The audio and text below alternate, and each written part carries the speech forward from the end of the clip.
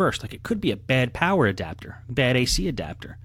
So if somebody's using an AC adapter that didn't come with that computer, it might not be putting out enough amps or enough wattage to actually charge the battery. And I've seen Dells do this.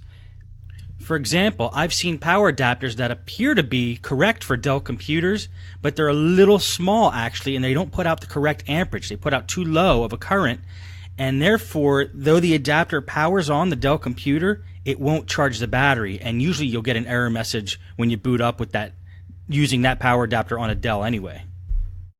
Now, incidentally, you're going to see a lot of AC adapters rated according to wattage. Wattage is simply voltage times the current, or amps. So that formula, V times I, gives you wattage. Let's go through an example here of how you can check if the power adapter is correct for the computer you're working on. Got a compact laptop here that's not charging. The power adapter's plugged in, and you can see by that lightning bolt it's not charging. Now here's the power adapter we're using. Take note of the second line down there where it says 19 volts green, 4.74 amps max. Now, ignore the line above it that says 16 volts. This is a universal power adapter from Kensington, and a lot of the universal ones can put out multiple voltage, but the switch on this one we have set for the 19 volts DC and 4.74 amps max. Now we know what this adapter puts out power-wise. Now let's check to see what the correct power adapter is for this compact laptop.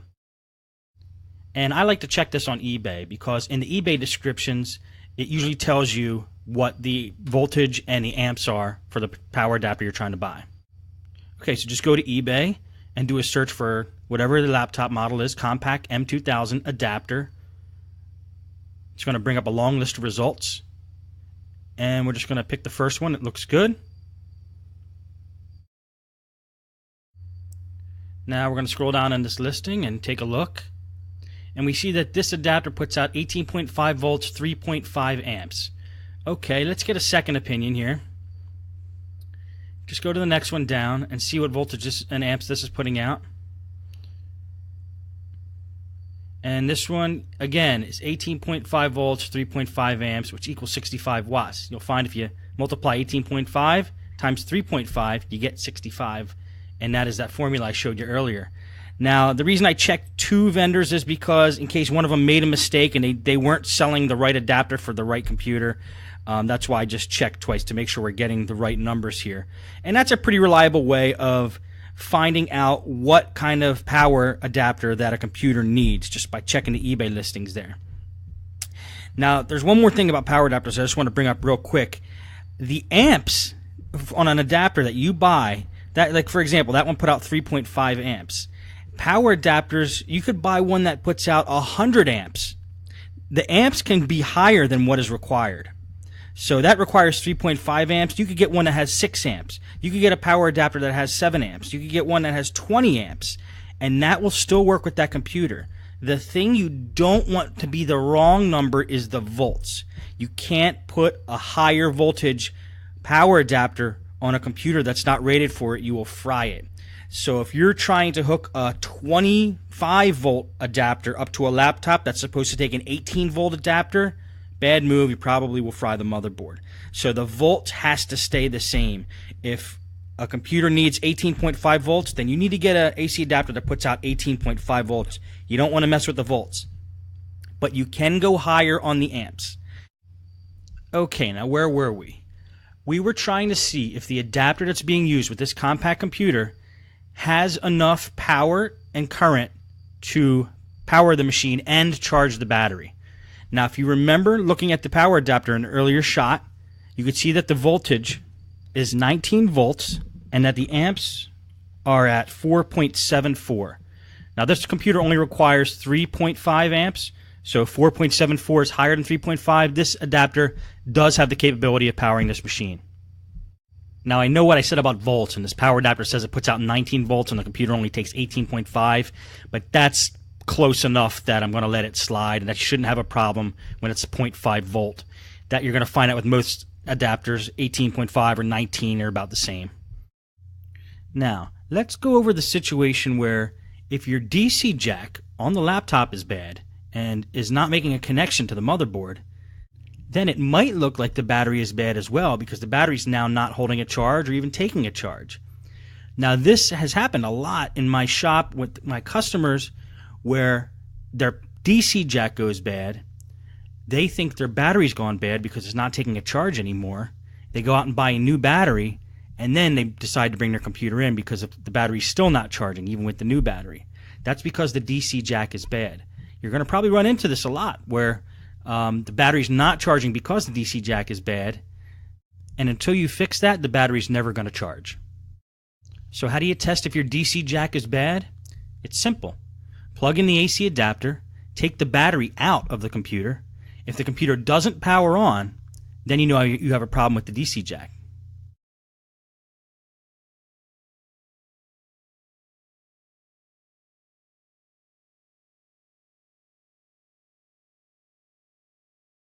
If the computer does power on, you can throw the battery back in and see if it charges.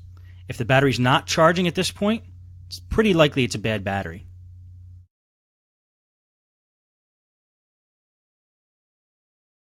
Now, it can also be, but it's pretty unlikely, that the charging mechanism inside the computer, like on the motherboard, is bad. Now, I've done a lot of laptop repairs, and I've maybe seen that one time, so I think that's a very rare situation.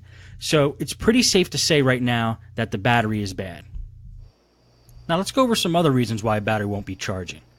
It could possibly be that the contacts between the battery and the motherboard are not making a connection. Maybe something spilled in there, or there's some film covering the contacts and they're not making a clean connection.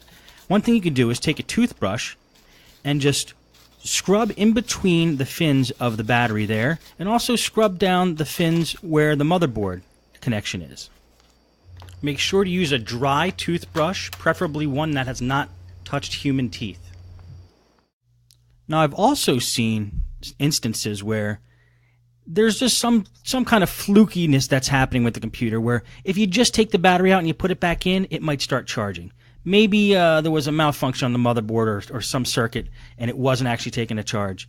Try simple things before you just determine that the battery is bad. Reboot the computer, power the computer down, power it back on, take the battery out, put it back in once or twice, and see what happens. Just doing that may fix the problem.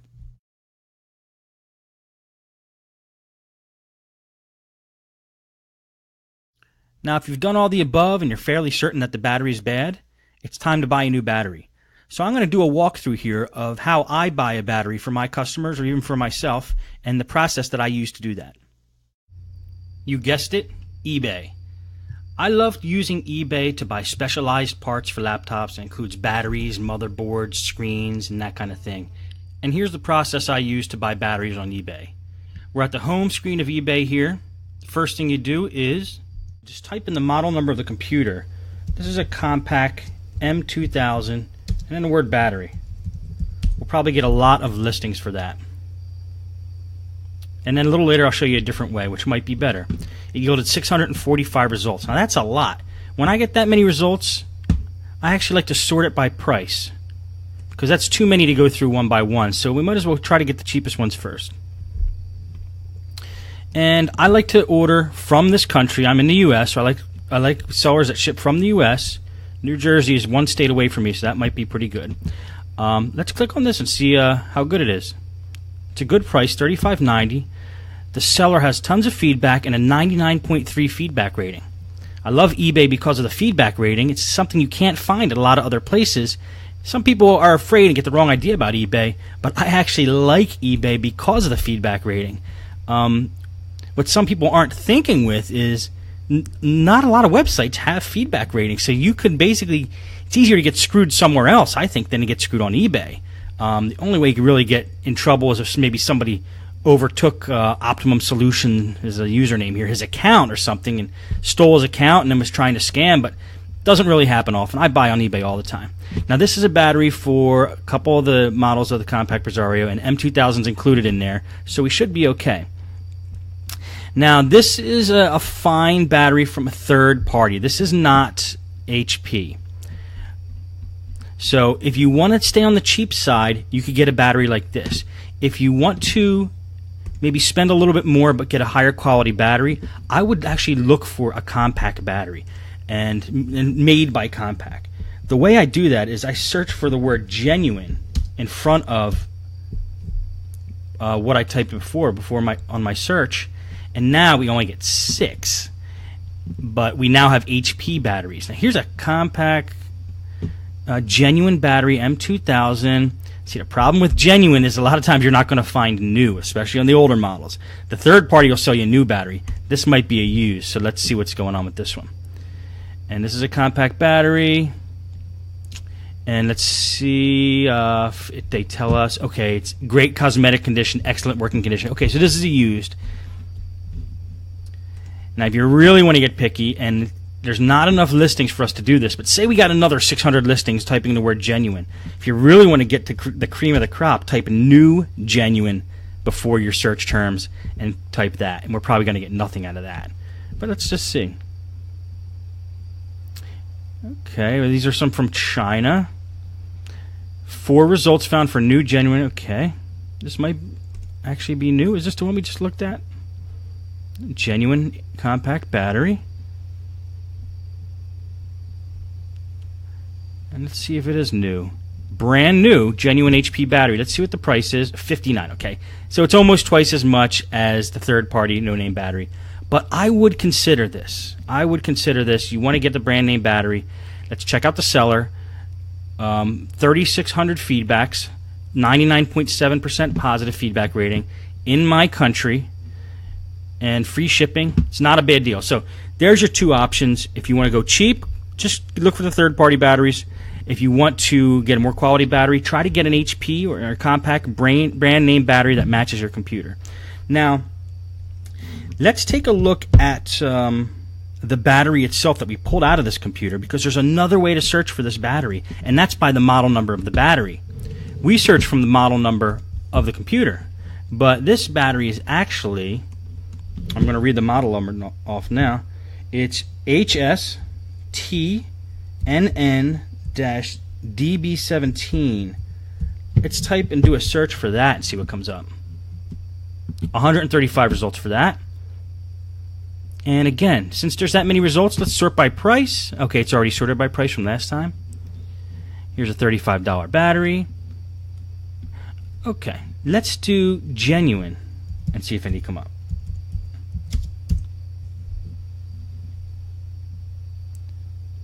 Five results for genuine.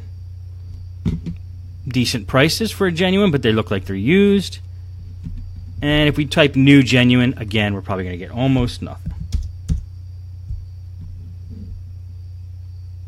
There's new genuine. There's only 2. One's 52 and one's 78. So that's pretty much where you're going to be ending up.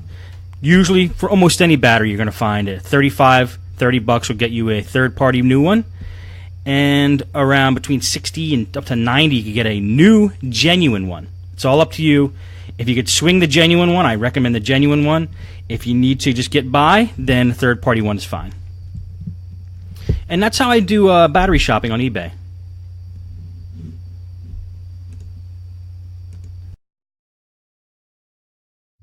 This video actually turned out to be longer than I thought, but the last thing I want to talk about now is installing and removing batteries. You got your battery, you bought it on eBay or wherever you got it, got delivered, and now it's time to install it or take an old one out.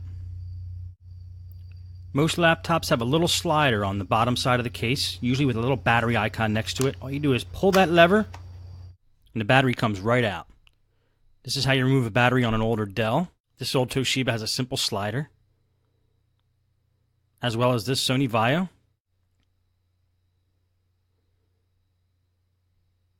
Here's a few more with a simple slide switch.